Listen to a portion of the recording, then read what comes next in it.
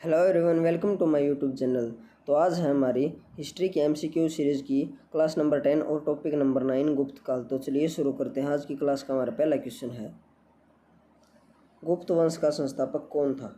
घटोत्कच, चंद्रगुप्त, श्रीगुप्त या इनमें से कोई नहीं? तो इस क्वेश्चन का राइट आंसर है ऑप्शन नंबर सी। गुप्त साम्राज्य की स्थापना श्रीगुप्त के द्वारा तीसरी शताब्दी के अंत में की गई थी। तीसरी शताब्दी के अंत में कौशाम्बी के निकट की गई थी और श्रीगुप्त का शासनकाल 240 ईस्वी से लेकर 280 ईस्वी तक था। उसके बाद श्रीगुप्त का उत्तराधिकारी घटोत्कच हुआ और घटोत्कच का शासनकाल 280 ईस्वी से लेकर 320 ईस्वी तक था। अगला क्वेश्चन है, गुप्त किसके सामंत थे? मौर्यों के, कुषाणों के, सातवाहनों के, इनमें से कोई नहीं? तो इस क्वेश्चन का right answer option number B. Gupta कुषाणों के सामंत थे। अगला क्वेश्चन है, गुप्त वंश के किस शासक ने सर्वप्रथम महाराजाधिराज की उपाधि धारण की? श्रीगुप्त ने, चंद्रगुप्त प्रथम ने, घटोत्कच गुप्त ने या समुद्रगुप्त ने? इस क्वेश्चन का right answer option number B. महाराजाधिराज की उपाधि चंद्रगुप्त प्रथम के द्वारा धारण की गई थी। यह गुप्त वंश का प्रथम महान सम्राट था। गुप्त वंश का प्रथम महान सम्राट। यह 320 ईस्वी में गद्दी पर बैठा था। घटोत्कच के बाद घटोत्कच का शासन 280 से लेकर 320 ईस्वी तक था। यह 320 ईस्वी में चंद्रगुप्त प्रथम गद्दी पर बैठा था और इसने लिच्छवी की राजकुमारी कुमार देवी से विवाह किया था। इसने लिच्छवी की राजकुमारी कुमार देवी से विवाह किया था।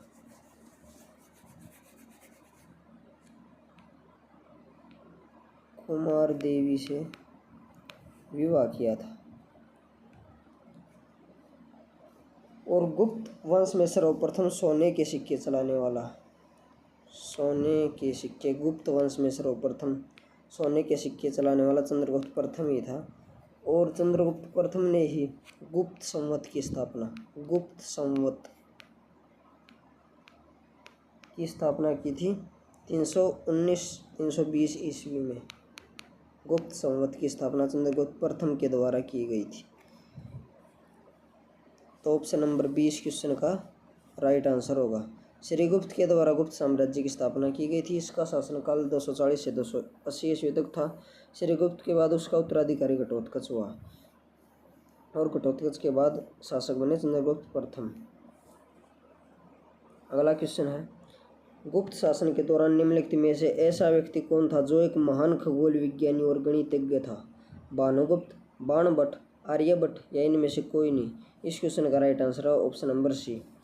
एक महान खगोल विज्ञानी और गणितज्ञ गुप्त काल के समय आर्यभट्ट था। अगला क्वेश्चन है, गुप्त शासकों की सरकारी या दरबारी भाषा कौन सी थी? गुप्त शासकों की दरबारी भाषा पाली, प्राकृत, हिंदी या संस्कृत? तो इस क्वेश्चन का right answer option number D. गुप्त शासकों की दरबारी भाषा संस्कृत थी। अगला क्वेश्चन है, इतिहासकार V.A. स्मिथ ने किसकी विजयों से प्रभावित होकर उसे भारत का नेपोलियन कहकर पुकारा था? स्कंदगुप्त को, चंद्रगुप्त को, ब्रह्मगुप्त को या समुद्रगुप्त को? तो इस क्वेश्चन का राइट आंसर है ऑप्शन नंबर डी। इतिहासकार V.A. स्मिथ के द्वारा समुद्रगुप्त को भारत का नेपोलियन कहा है और यह चंद्रगुप्त प्रथम का उत्तराधिकारी था। चंद्रगुप्त फर्स्ट का उत्तराधिकारी था समुद्रगुप्त और यह 335 ईस्वी पूर्व गद्दी पर बैठा था।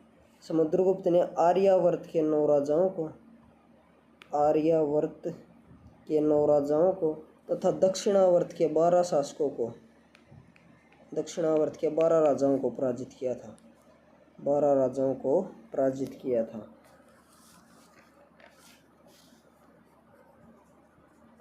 और समुद्रगुप्त की उपाधियां थी अश्वमेधकर्ता, परम भागवत,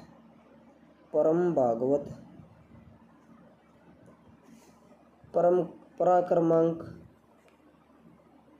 विक्रमांक, ये सभी समुद्रगुप्त की उपाधियां थी। और समुद्रगुप्त को कविराज भी कहा जाता था। समुद्रगुप्त को कविराज भी कहा जाता था। और समुद्रगुप्त विष्णु का उपासक था, विष्णु भगवान का उपासक था। और समुद्रगुप्त संगीत प्रेमी था, ऐसा अनुमान उसके सिक्कों पर उसे वीणा वादन करते हुए दर्शाया गया है। इससे लगाया जा सकता है उसके सिक्कों पर इसे वीणा वादन करते हुए, यानी कि यह संगीत प्रेमी था और उसमें भी वीणा नामक यंत्र को यह बजाता था।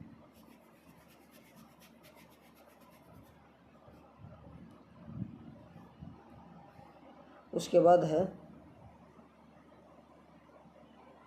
विंसेंट स्मिथ ने अपनी पुस्तक अर्ली हिस्ट्री ऑफ इंडिया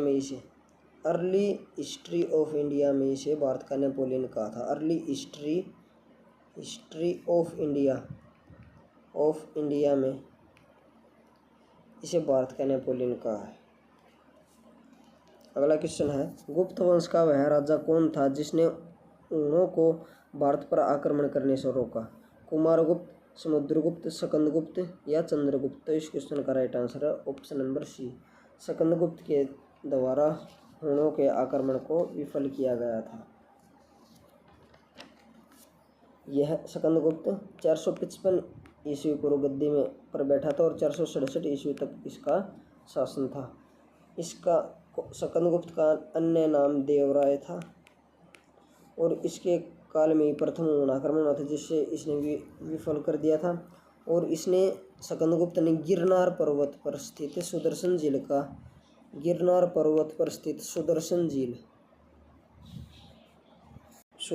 झील का पुनरुद्धार किया था। सुदर्शन झील का पुनरुद्धार किया था।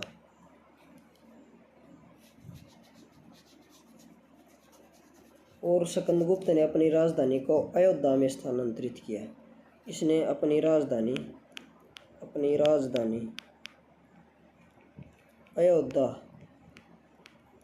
अयोध्या स्थानांतरित की। और इसने पर्णदत्त को सौराष्ट्र का गवर्नर बनाया था। पर्णदत्त को स्कंदगुप्त ने सौराष्ट्र का गवर्नर बनाया था। सौराष्ट्र का गवर्नर नियुक्त किया था। नेक्स्ट क्वेश्चन है, गुप्त राजवंश किस लिए प्रसिद्ध था? कला एवं स्थापत्य, साम्राज्यवाद, राजस्व एवं भूमि कर, साहित्यिक कार्यों का संरक्षण? तो इस क्वेश्चन का राइट आंसर ऑप्शन नंबर ए है, गुप्त राजवंश कला एवं स्थापत्य के लिए प्रसिद्ध था। अगला क्वेश्चन है, अजंता कलाकृतियाँ किससे संबंधित हैं? हड़प्पा काल से, मौर्य काल से, बुद्ध काल से या गुप्त काल से? इस क्वेश्चन का राइट आंसर है ऑप्शन नंबर डी, अजंता कलाकृतियाँ गुप्त काल से संबंधित हैं। अगला क्वेश्चन है, कुछ विद्वानों के अनुसार कवि कालिदास किसके राजकवि थे? चंद्रगुप्त मौर्य के, समुद्रगुप्त के, चंद्रगुप्त द्वितीय विक्रमादित्य के या हर्ष के? तो इस क्वेश्चन का राइट आंसर है ऑप्शन नंबर सी, कुछ विद्वानों के अनुसार कवि कालिदास चंद्रगुप्त द्वितीय विक्रमादित्य के राजकवि थे। चंद्रगुप्त द्वितीय 380 ईस्वी में गद्दी पर बैठे थे, 380 ईस्वी में। और इनकी उपाधियाँ थी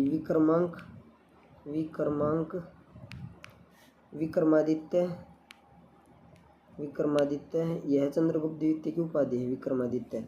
और परम भागवत।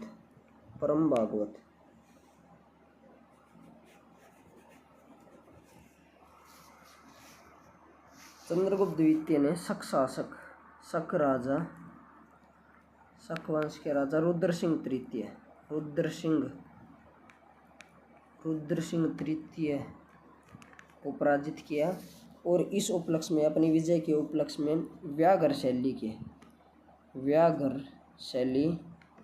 चांदी के सिक्के चलाए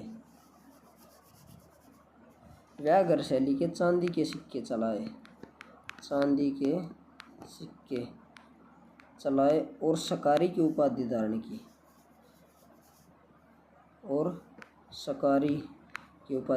यानी कि शकारी की उपाधि धारण की, यानी कि शकों पर विजय प्राप्त करने वाला, शकों को हराने वाला शकारी की उपाधि धारण की। और गुप्त काल में चांदी के सिक्के चलाने वाला प्रथम शासक चंद्रगुप्त द्वितीय ही था। गुप्त काल में चांदी के सिक्के चलाने वाला, चांदी के सिक्के चलाने वाला प्रथम शासक चंद्रगुप्त द्वितीय ही था। और चंद्रगुप्त द्वितीय ने विक्रम संवत की स्थापना की थी। विक्रम संवत, जैसे कि चंद्रगुप्त प्रथम था, उसने सोने के सिक्के चलाए और चंद्रगुप्त द्वितीय ने चांदी के। चंद्रगुप्त प्रथम ने गुप्त संवत की स्थापना की और चंद्रगुप्त द्वितीय ने विक्रम संवत की स्थापना की।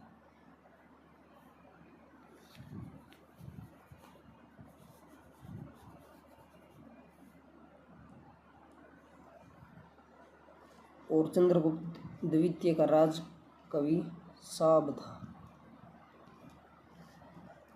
और इसके समय पाटलिपुत्र तथा उज्जैनी, पाटलिपुत्र तथा उज्जैनी विद्या के प्रमुख केंद्र थे, विद्या के प्रमुख केंद्र थे।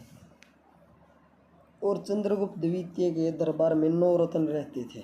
चंद्रगुप्त द्वितीय के दरबार में 9 रत्न थे। पहला था धन्वंतरी। ये चिकित्सा क्षेत्र से, यानी कि धन्वंतरी एक चिकित्सक थे। उसके बाद है घटकर पर एक कवि थे।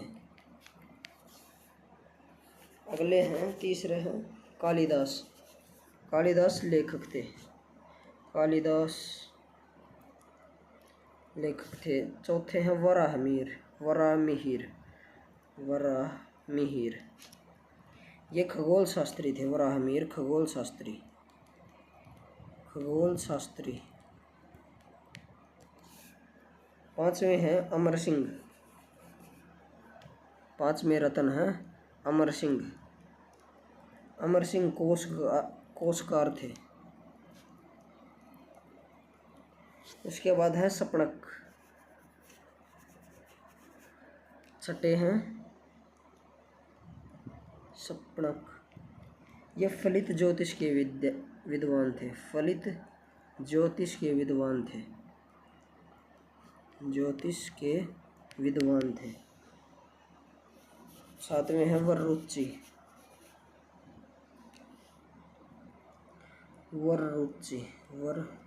ये संस्कृत व्याकरण के महान विद्वान थे। संस्कृत व्याकरण वररुचि। आठवें थे वेताल भट्ट।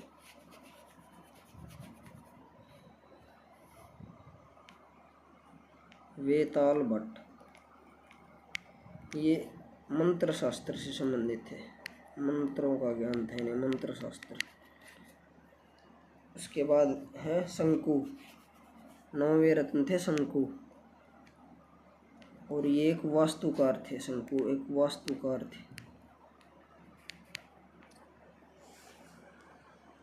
अगला क्वेश्चन है, अजंता चित्रकारी का विषय वस्तु निम्न में से किससे संबंधित है? जैन धर्म से, बौद्ध धर्म से, वैष्णव मत से या शैव मत से? इस क्वेश्चन का राइट आंसर है ऑप्शन नंबर बी। अजंता चित्रकारी विषय वस्तु का संबंधित बौद्ध धर्म से। अगला क्वेश्चन है, उत्तरगुप्त युग में जो विश्वविद्यालय प्रसिद्ध हुआ वह था? कांची, तक्षशिला, नालंदा व वल्लभी? तो इस क्वेश्चन का राइट आंसर ऑप्शन नंबर सी।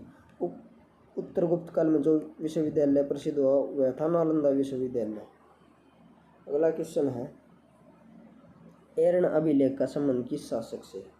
ब्रह्मगुप्त, चंद्रगुप्त द्वितीय या भानुगुप्त? इस क्वेश्चन का राइट आंसर है ऑप्शन नंबर डी। एर्ण अभिलेख का संबंध भानुगुप्त से है।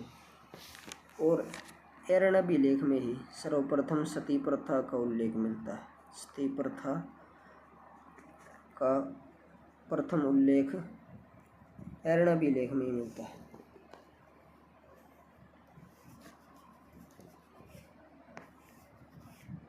चंद्रगुप्त द्वितीय ने गुप्त संवत की स्थापना चंद्रगुप्त प्रथम ने गुप्त संवत की स्थापना की थी। चंद्रगुप्त द्वितीय ने विक्रम संवत की स्थापना की थी। चंद्रगुप्त प्रथम ने सोने के सिक्के चलवाए थे और चंद्रगुप्त द्वितीय ने चांदी के सिक्के चलवाए थे। अगला क्वेश्चन है, फाइयान किसके शासनकाल में भारत आया था? चंद्रगुप्त प्रथम, अशोक, हर्षवर्धन या चंद्रगुप्त द्वितीय? इस क्वेश्चन का राइट आंसर है option number D, Fa-Hien Chandragupta द्वितीय के शासनकाल में भारत आया था। चंद्रगुप्त द्वितीय 380 ईस्वी पूर्व राजगद्दी पर बैठा था। इसके अन्य नाम थे देवगुप्त, अन्य नाम देवगुप्त, देवराज, देवराज और देवश्री, और इसकी उपाधि थी विक्रमादित्य, विक्रमादित्य।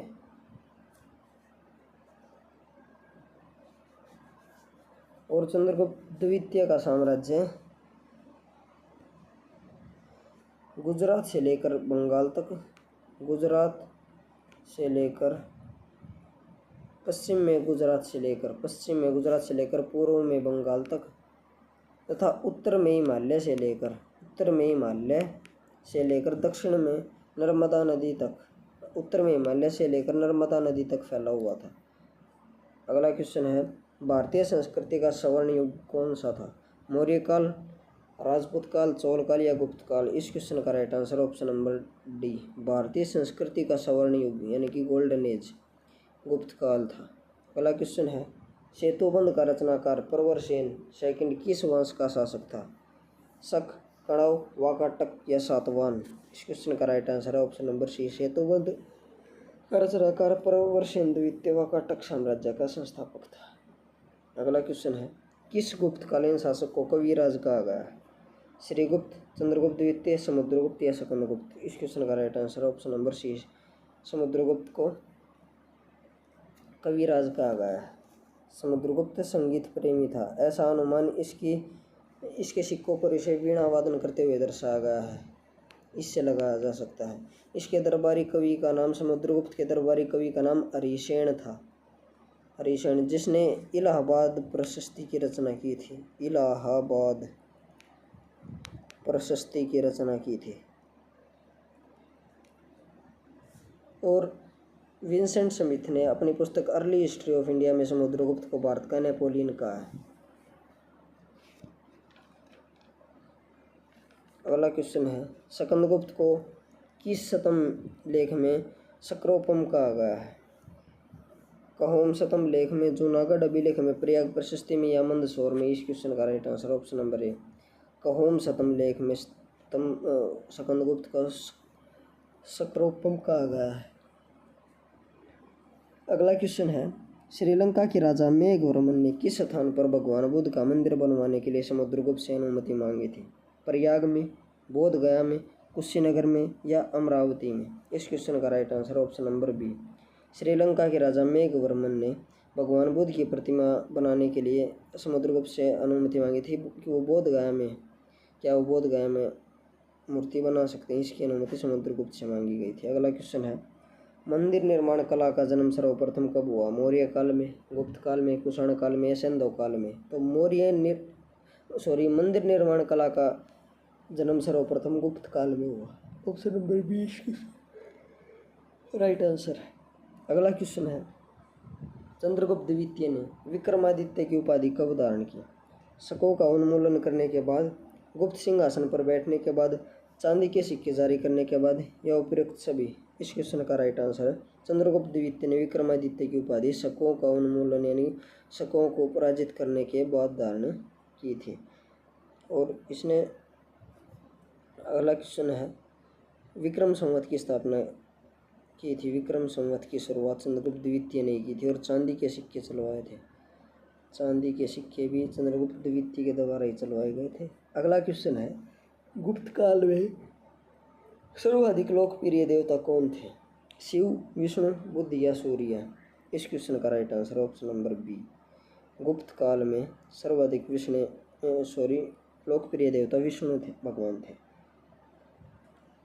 अगला क्वेश्चन है, चंद्रगुप्त द्वितीय ने अपनी किस विजय की खुशी में चांदी के सिक्के जारी किए थे?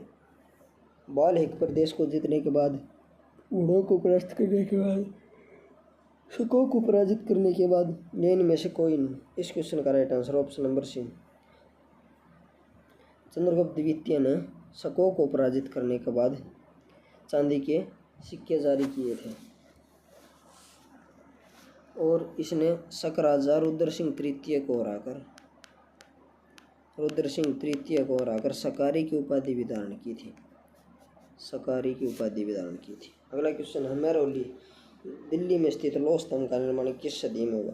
चौथी शताब्दी में, 7वीं शताब्दी, तृतीय शताब्दी या दूसरी शताब्दी में? इस क्वेश्चन का राइट आंसर है ऑप्शन नंबर ए, मेहरौली या दिल्ली स्थित लौह स्तंभ का निर्माण चौथी सदी में हुआ। अगला क्वेश्चन है, धन्वंतरी कौन थे? चंद्रगुप्त मौर्य के विख्यात जनरल, चंद्रगुप्त विक्रमादित्य के दरबार में नवरत्नों में से एक प्रसिद्ध चिकित्सक थे, हर्ष के समय एक प्रसिद्ध नाटककार थे, या अशोक के राज दरबार में संगीतज्ञ थे? इस क्वेश्चन का right answer option number B, Chandragupta Vikramaditya यानी कि चंद्रगुप्त द्वितीय के समय में के राज दरबार में नवरत्नों में शामिल थे और एक प्रसिद्ध चिकित्सक थे। अगला क्वेश्चन है, गुप्तकालीन शासन प्रणाली किस प्रकार की थी? राजतंत्रात्मक, लोकतंत्रात्मक, गणतंत्रात्मक या इनमें से कोई नहीं? इस क्वेश्चन का right answer option number A, गुप्तकालीन शासन प्रणाली राजतंत्रात्मक शासन प्रणाली थी। अगला क्वेश्चन है, फाहियान द्वारा रचित ग्रंथ फो कुओं की मेनेमन में से किसका विवरण नहीं मिलता? बौद्ध धर्म के सिद्धांतों का, बौद्ध राज्यों का, गौतम बुद्ध के उपदेशों का, या बौद्ध मंदिरों, स्तूपों और विहारों का? तो इस क्वेश्चन का राइट आंसर है ऑप्शन नंबर ए, बौद्ध धर्म के सिद्धांतों का वर्णन फाहियान द्वारा रचित फाकुकी में नहीं मिलता है। अगला क्वेश्चन है, गुप्त स्थापत्य कला का सर्वोत्कृष्ट मंदिर निम्न में से कौन सा है? भीतरगांव का मंदिर, देवगढ़ का दशावतार मंदिर, बुमराह का शिव मंदिर, यतिगांव का विष्णु मंदिर? इस क्वेश्चन का right answer option number B, Deogarh का दशावतार मंदिर गुप्त स्थापत्य कला का सर्वोत्तम मंदिर है। अगला क्वेश्चन है, अजंता की गुफाओं में किन गुफाओं का निर्माण गुप्त काल में हुआ था? 14, 15, 16 का, दूसरी, तीसरी और चौथी का, या 16वीं, 17वीं और 19वीं? इस क्वेश्चन का राइट आंसर है ऑप्शन नंबर सी, 16, 17 और 19 संख्या गुफाओं का निर्माण गुप्त काल में हुआ था। अगला क्वेश्चन है, अमरकोश के लेखक अमर सिंह किस शासक के दरबार में थे? समुद्रगुप्त, चंद्रगुप्त प्रथम, स्कंदगुप्त या चंद्रगुप्त द्वितीय? ऑप्शन नंबर डी, चंद्रगुप्त द्वितीय। अमरकोश के लेखक अमर सिंह चंद्रगुप्त द्वितीय के दरबार में नवरत्नों में शामिल थे। अगला क्वेश्चन है, गुप्त संवत 319-320 ईस्वी को प्रारंभ करने का श्रेय किसे दिया जाता? चंद्रगुप्त प्रथम, चंद्रगुप्त द्वितीय, समुद्रगुप्त या स्कंदगुप्त? इस क्वेश्चन का राइट आंसर ऑप्शन नंबर ए, चंद्रगुप्त प्रथम के द्वारा गुप्त संवत की स्थापना की गई थी। विक्रम संवत की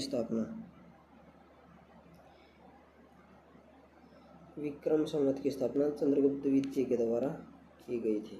अगला क्वेश्चन है, चंद्रगुप्त प्रथम ने गुप्त संवत का प्रारंभ किस उपलक्ष्य में किया था? अपने राज्यारोहण के स्मारक के रूप में, शकों के उन्मूलन के उपलक्ष्य में, हुणों को परास्त करने के उपलक्ष्य में, या इनमें से कोई नहीं? इस क्वेश्चन का राइट आंसर ऑप्शन नंबर ए, अपने राज्यारोहण के स्मारक के रूप में गुप्त संवत का प्रारंभ किया था। अगला क्वेश्चन है, प्रयाग प्रशस्ति लेखक हरिसेन किस शासक का दरबारी कवि था? समुद्रगुप्त, अशोक, कनिष्क या चंद्रगुप्त द्वितीय? इस क्वेश्चन का राइट आंसर है ऑप्शन नंबर ए, समुद्रगुप्त 335 ईस्वी में गद्दी पर बैठा था और इसने आर्यावर्त के 9 शासकों को, नाइन और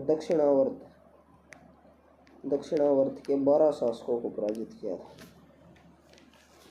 और समुद्रगुप्त को कविराज भी कहा जाता है। समुद्रगुप्त को कविराज।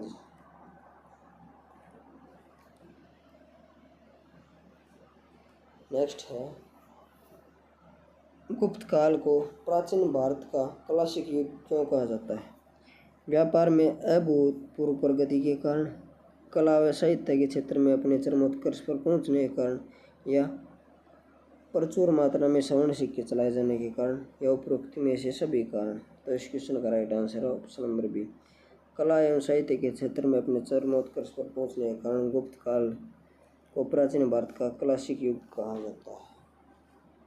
नेक्स्ट है, सारनाथ के धमेक स्तूप का निर्माण किस काल में हुआ? मौर्य काल में, कुषाण काल में, शुंग काल में, या गुप्त काल में? इस क्वेश्चन का राइट आंसर है ऑप्शन नंबर डी। सारनाथ के धमेक स्तूप का निर्माण गुप्त काल में हुआ था। अगला क्वेश्चन है, गुप्त काल की सोने की मुद्रा को क्या कहा जाता था? दिनार, करसपण, निष्क, या काकणी? तो इस क्वेश्चन का राइट आंसर ऑप्शन नंबर ए, दिनार। अगला क्वेश्चन है, कुमार संभव महाकाव्य किस कवि ने लिखा? बाणभट्ट, चंद्रबरदाई, हरिशेन, या कालिदास? इस क्वेश्चन का राइट आंसर है ऑप्शन नंबर डी, कुमार संभव महाकाव्य कालिदास के द्वारा लिखा गया है। अगला क्वेश्चन है, नालंदा विश्वविद्यालय की स्थापना का युग कौन सा है? मौर्य युग, कुषाण युग, गुप्त युग, या पाल युग?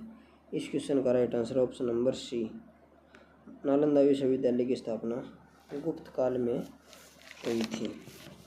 और नालंदा विश्वविद्यालय की स्थापना कुमार गुप्त प्रथम ने की थी। कुमार गुप्त फर्स्ट ने, प्रथम ने की थी। अगला क्वेश्चन है, गुप्त युग में भू राजस्व की दर क्या थी? उपज का चौथा भाग, उपज का छठा भाग, उपज का आठवां भाग, उपज का आधा भाग? तो इस क्वेश्चन का राइट आंसर है ऑप्शन नंबर बी, उपज का छठा भाग। अगला क्वेश्चन है, नगरों का क्रमिक पतन किस काल की एक महत्वपूर्ण विशेषता थी? गुप्त काल, प्रतिहार काल, राष्ट्रकूट, या सातवाहन युग? इस क्वेश्चन का राइट आंसर है ऑप्शन नंबर ए, गुप्त काल। अगला क्वेश्चन है, किस वंश के शासकों ने मंदिरों एवं ब्राह्मणों को सबसे अधिक ग्राम अनुदान में दिए? गुप्त वंश, पाल वंश, राष्ट्रकूट, या प्रहरी? इस क्वेश्चन का राइट आंसर है ऑप्शन नंबर ए, गुप्त वंश ने शासकों को सबसे अधिक मंदिर एवं ब्राह्मणों को सबसे अधिक ग्राम अनुदान में दिए। अगला क्वेश्चन है, दिल्ली के महरौली के कुव्वत उल इस्लाम मस्जिद के प्रांगण में प्रसिद्ध लौह स्तंभ किसकी प्रतिमा है? अशोक, चंद्रगुप्त द्वितीय, अर्श, या अनंगपाल? इस क्वेश्चन का right answer option number B, Delhi के महरौली के कुव्वत उल इस्लाम के प्रांगण में स्थित लौह स्तंभ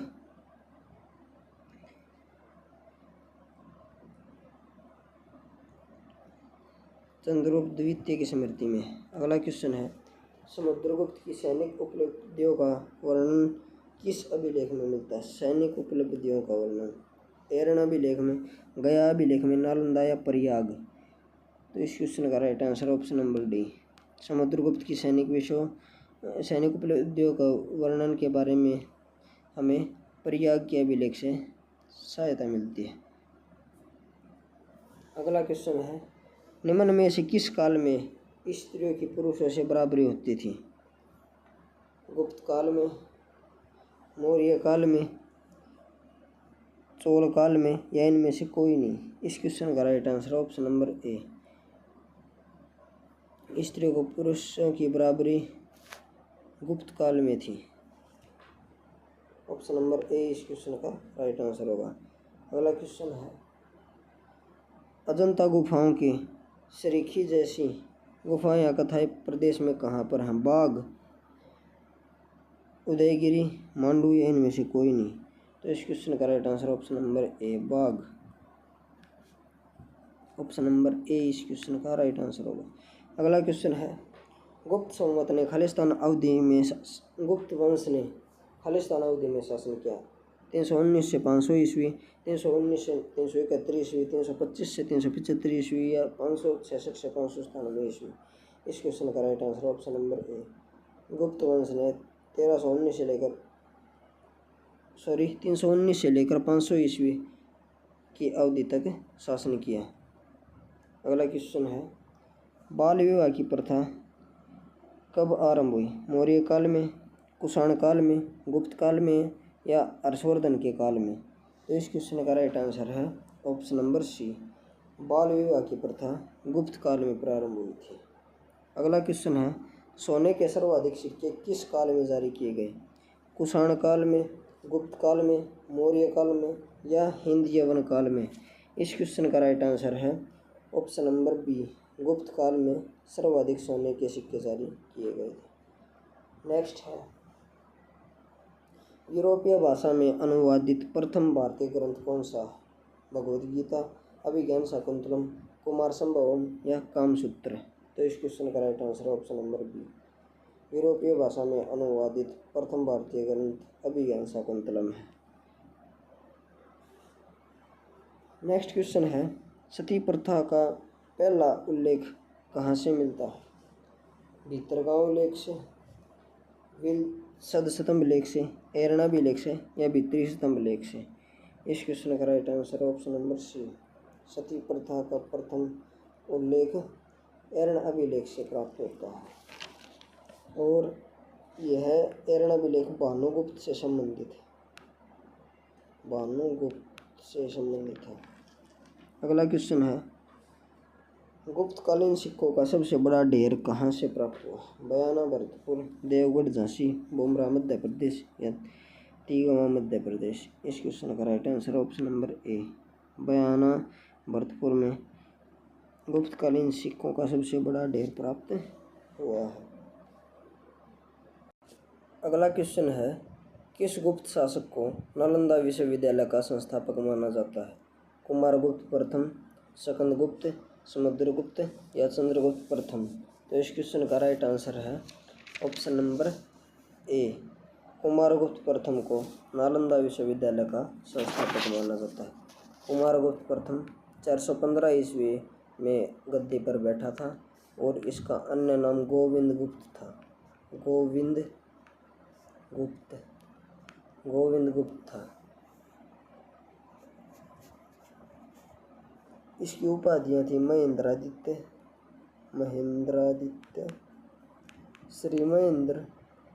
श्री महेंद्र भी इसकी उपाधि थी। गुप्त कुल वयोवंशी और अश्वमेघ महेंद्र, ये सभी कुमारगुप्त प्रथम की उपाधियाँ थी। और कुमारगुप्त प्रथम की मुद्राओं पर गरुड़ के स्थान पर मयूर की मूर्तियों का अंकन था। गरुड़ के स्थान पर मयूर का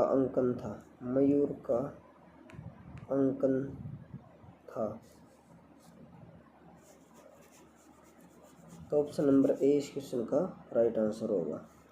स्कंदगुप्त यह 455 ईस्वी पूर्व गद्दी पर 400 ईस्वी में गद्दी पर बैठा। 467 ईस्वी तक 467 ईस्वी तक इसका शासन था और इसी के समय प्रथम ऊण आक्रमण हुआ था जिससे इसने विफल कर दिया था। अगला क्वेश्चन है, गुप्त काल में उत्तर भारतीय व्यापार निम्नलिखित किस एक पतन से संचालित होता था? ताम्रलिप्ति, भड़ोच, कल्याण या काम्ब्रे? तो इस क्वेश्चन का राइट आंसर है ऑप्शन नंबर ए, ताम्रलिप्ति बंदरगाह से उत्तर भारतीय व्यापार संचालित होता है। नेक्स्ट है, गुप्त शासकों द्वारा जारी किए गए चांदी के सिक्के क्या कहलाते थे? रूपक, कारसापण, दिनार या पण? तो इस क्वेश्चन का राइट आंसर ऑप्शन नंबर ए, गुप्त शासकों द्वारा जारी किए गए चांदी के सिक्कों को रूपक कहा जाता था। अगला क्वेश्चन है, चंद्रगुप्त द्वितीय के काल में विद्या, कला व साहित्य का महान केंद्र कौन था? धारवाड़, वाराणसी, उज्जैन या विदिशा?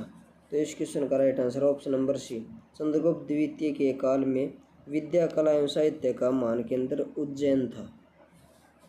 नेक्स्ट है, कालिदास की किस कृति की गिनती विश्व की 100 प्रसिद्ध साहित्यिक कृतियों में होती है?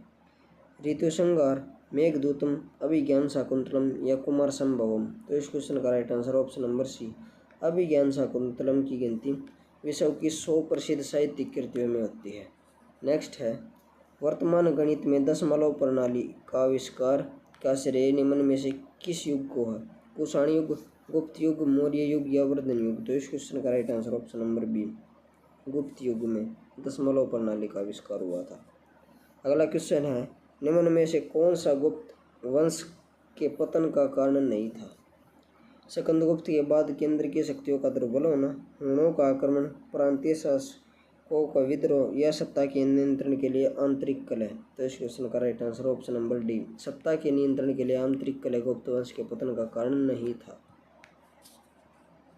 अगला क्वेश्चन है, वह प्रथम भारतीय विद्वान कौन था जिसने गणित को एक पृथक विषय के रूप में स्थापित किया था? आर्यभट्ट, वराहमिहिर, ब्रह्मगुप्त या धन्वंतरि? इस क्वेश्चन का right answer option number A, Aryabhata. अगला क्वेश्चन है, गुप्तकालीन पुस्तक नवीनतम का संबंध है खगोल शास्त्र से, गणित से, चिकित्सा से या धातु विज्ञान से? तो इस क्वेश्चन का राइट आंसर है ऑप्शन नंबर सी, गुप्तकालीन पुस्तक नवीनतम का संबंध चिकित्सा क्षेत्र से है। अगला क्वेश्चन है, तांबे का सिक्का जारी करने वाला पहला गुप्त शासक कौन था? चंद्रगुप्त प्रथम, चंद्रगुप्त द्वितीय, रामगुप्त या स्कंदगुप्त? तो इस क्वेश्चन का right answer option number C, Ramagupta के द्वारा सबसे पहले तांबे के सिक्के जारी किए गए थे। नेक्स्ट है, किस गुप्त शासक ने दक्षिणापथ में स्थित 12 राज्यों पर धर्म विजय प्राप्त की थी? चंद्रगुप्त प्रथम, समुद्रगुप्त, चंद्रगुप्त द्वितीय, स्कंदगुप्त? तो इस क्वेश्चन का राइट आंसर है ऑप्शन नंबर बी, समुद्रगुप्त के द्वारा दक्षिणापथ या दक्षिणावर्त के 12 शासकों को पराजित किया गया था और इसके द्वारा आर्यवर्त के 9 शासकों को पराजित किया गया था, 9 शासकों को पराजित किया गया था। और समुद्रगुप्त को कविराज भी कहा जाता था, कविराज कहा जाता था। समुद्रगुप्त विष्णु का उपासक था, विष्णु भगवान का उपासक था और यह संगीत प्रेमी था, संगीत प्रेमी था। इसकी मुद्राओं पर इसे वीणा वादन करते हुए दिखाया गया है। संगीत प्रेमी था और इसकी मुद्राओं पर इसे वीणा बजाते हुए दिखाया गया है। और इसके दरबारी कवि का नाम हरिसेन था, समुद्रगुप्त के दरबारी कवि का नाम हरिसेन, जिसकी कृति है प्रयाग या इलाहाबाद प्रशस्ति, प्रयाग प्रशस्ति, इलाहाबाद प्रशस्ति, इलाहाबाद प्रशस्ति। और विंसेंट स्मिथ ने अपनी पुस्तक अर्ली हिस्ट्री ऑफ इंडिया में इसे भारत का नेपोलियन कहा है, समुद्रगुप्त को भारत का नेपोलियन, विंसेंट स्मिथ ने। चंद्रगुप्त प्रथम यह गुप्त वंश का प्रथम महान शासक था। यह 320 ईस्वी पूर्व गद्दी पर बैठा। इसने गुप्त संवत की स्थापना की थी 319-20 में। सर्वप्रथम सोने के सिक्के इसी ने जारी किए थे और महाराजाधिराज की उपाधि महाराजाधिराज की उपाधि धारण की थी और लिच्छवी की राजकुमारी कुमार देवी से विवाह किया था, कुमार देवी से विवाह। चंद्रगुप्त द्वितीय ने विक्रम संवत की स्थापना की थी। चंद्रगुप्त द्वितीय के द्वारा विक्रम संवत की स्थापना की गई थी, विक्रम संवत की स्थापना की गई थी और इसने चांदी के सिक्के चलाए थे।